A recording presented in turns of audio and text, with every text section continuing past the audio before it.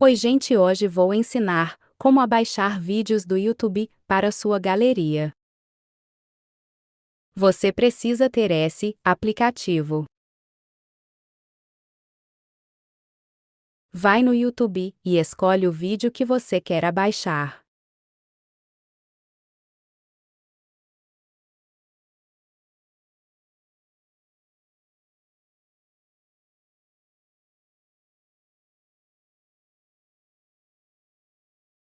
Vai em Compartilhar.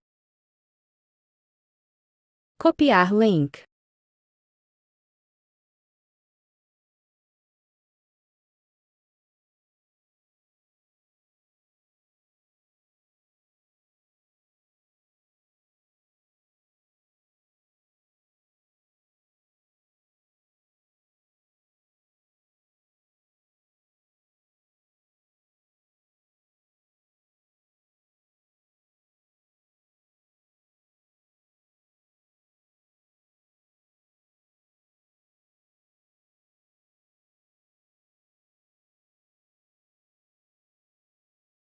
Foi isso, tchau.